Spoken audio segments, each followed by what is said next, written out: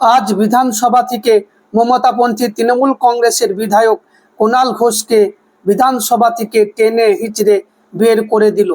কারণ বিধানসভায় বিরোধী আর এক নেতা আখরুজ্জামান বক্তব্য রাখছিলেন।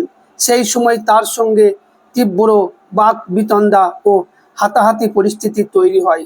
তার ফলে অধ্যক্ষ বারবার নির্দেশ দেয়, কুণাল ঘোষ বসে পড়ুন, আপনি আপনার সিটে যান।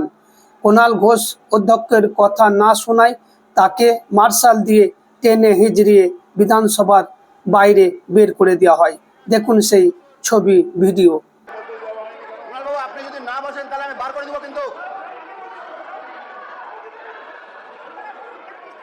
আপনাকে কি বলছি, আপনি যদি শুনেও নাই যায় কুণাল বাবু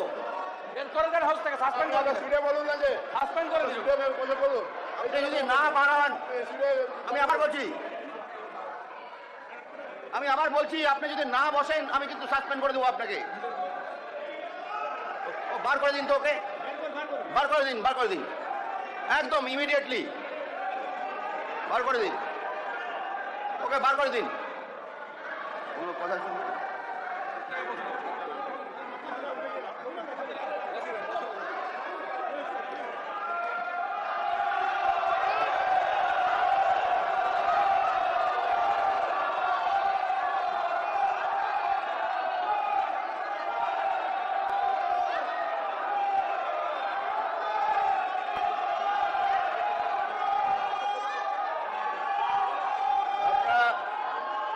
শান্ত হয়ে বসুন।